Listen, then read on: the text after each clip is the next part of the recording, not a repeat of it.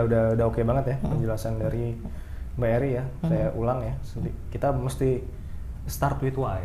Betul. Tahu Tujuannya apa kita sih? membangun personal branding apa, kemudian lihat ciri khas kita, Apa yang kita punya? Dengan semakin kita mengenal diri kita jadi tahu apa Ada yang memang kelebihan udah kita. natural, apa yang memang harus di-create sesuai dengan kebutuhan personal branding. Diangkat ya, Diangkat. diangkat. Gitu.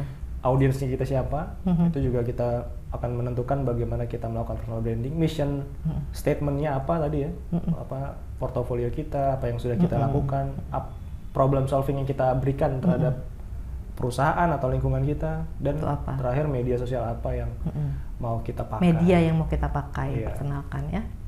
Gitu. Nah kemudian terkait postingan nih, Mbak Eri, ada tips nggak sih Mbak supaya sejalan dengan personal branding kita dan juga mendapatkan respon yang baik dari audiens? Gitu. Itu apa tipsnya? Kalau bicara tentang tips ya, saya juga sebenarnya tidak terlalu aktif di situ. Tapi kalau yang saya dengar, penting bagi kita tuh untuk mengikuti tren sebenarnya.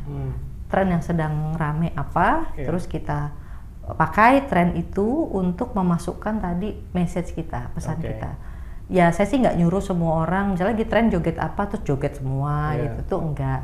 Tapi apa yang lagi rame mungkin soundnya bisa dipakai, mungkin sudut pandang lagi bisa dipakai, tapi message pesannya beda.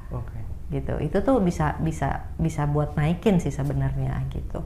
Kita juga perlu konsistensi, kalau saya melihatnya perlu konsisten tentang apa sih yang mau kita sampaikan gitu kan. Itu jadi kayaknya perlu direncanakan. Kalau seniat itu perlu direncanakan. Kalau media sosial yang dimainkan ya gitu.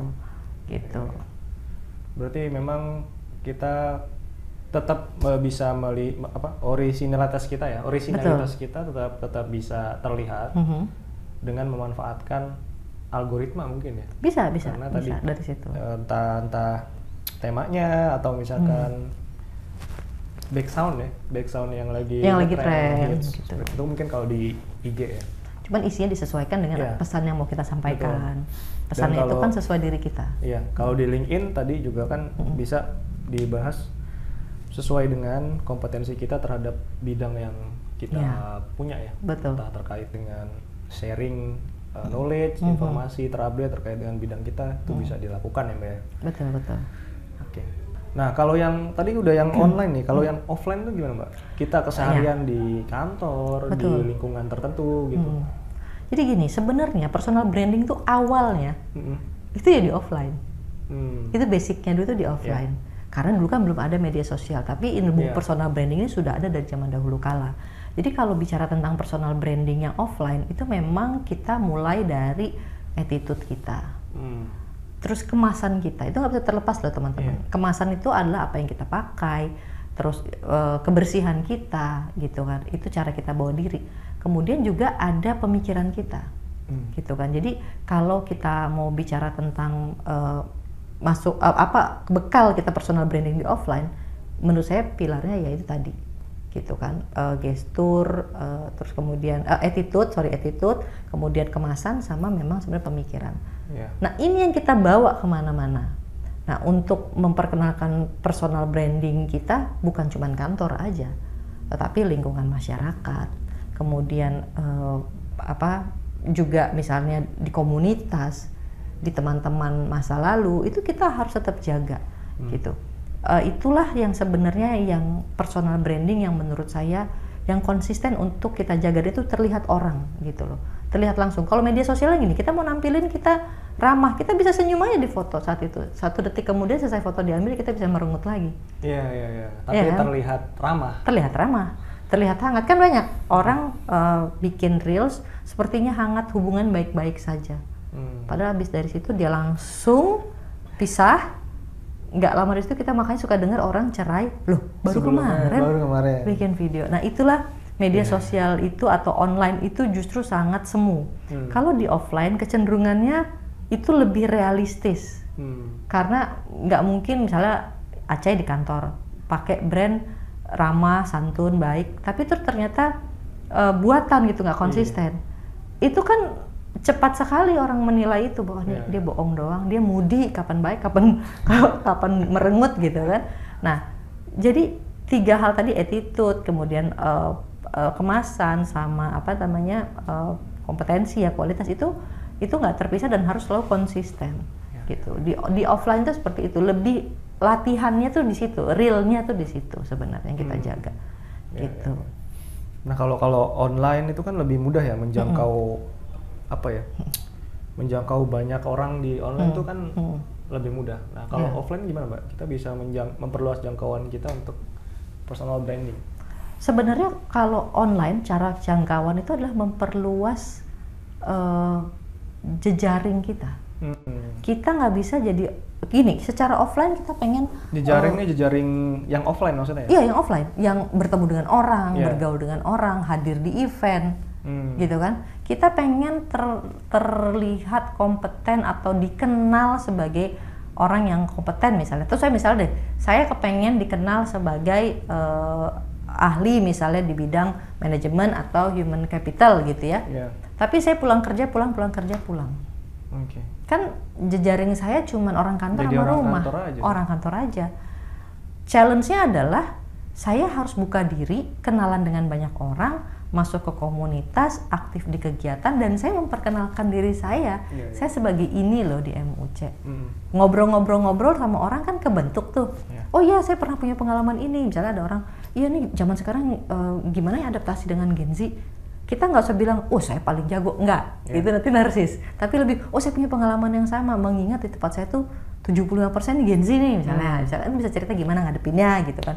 Itu tuh kan dengan kita berbagi cerita, bertukar informasi, kita tuh tanpa sadar membangun reputasi sih sebenarnya.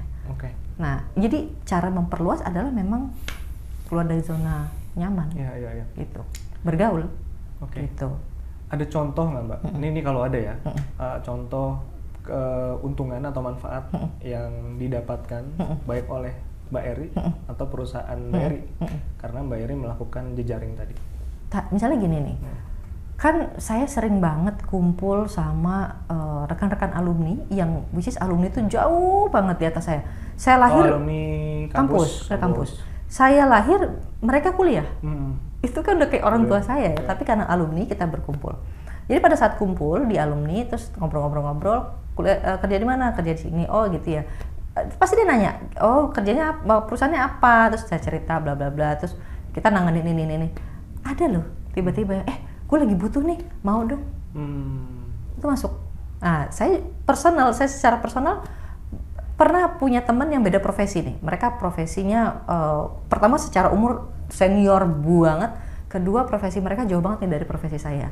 Mereka punya industri kesehatan misalnya. Terus mereka lihat cara saya memanage, terus mereka bilang, cobalah jadi advisor tempat saya, coba deh dilihat dulu. Itu kan mendatangkan opportunity tanpa kita nyari-nyari. Padahal mereka cuman, ya namanya bergaul kan pasti berbagi cerita, kendalanya mereka, terus saya mau menanggapi dengan, oh kalau diginiin gimana, di tempat saya works nih, saya bikin begini. Tanpa maksud pamer sebenarnya, tetapi dari cerita kita orang, karena itu cerita asli ya, jadi orang tahu ini genuine nih. Wah tertarik, coba deh kita minta deh jadi advisor. Itu sering banget dari situ. Jadi bergaul tuh nggak pernah salah sih teman-teman. Gitu. Di tempat yang benar. Di tempat yang benar.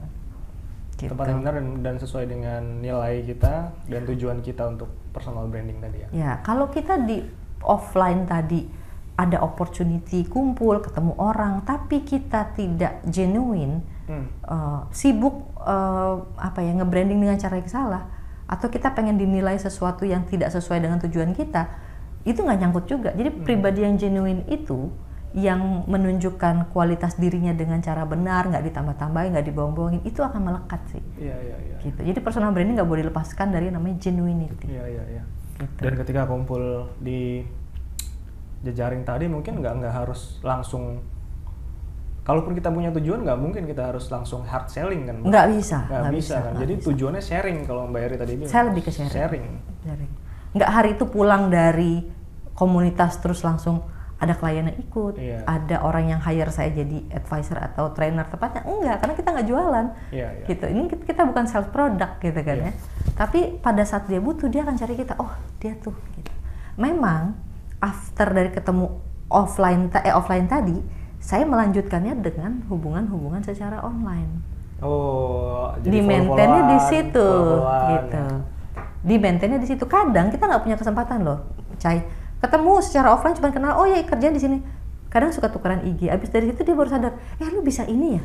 Baru ngelihat soalnya. Baru ngelihat aktivitasnya. Baru, gue minta tolong dong, ada ini nggak? Gitu. Ya.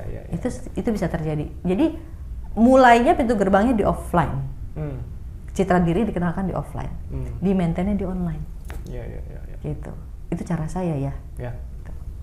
Ya, mungkin bisa duplikasi ya cara dari Mbak Eri, mungkin bekerja untuk kita semua.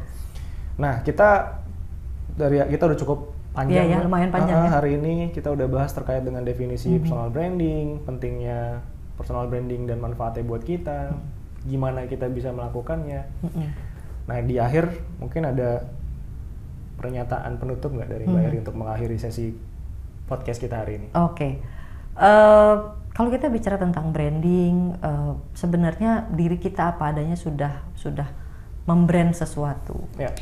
Tetapi kita bisa mengarahkan angle mana yang lebih ingin kita perkenalkan. Itu makanya kita belajar personal branding.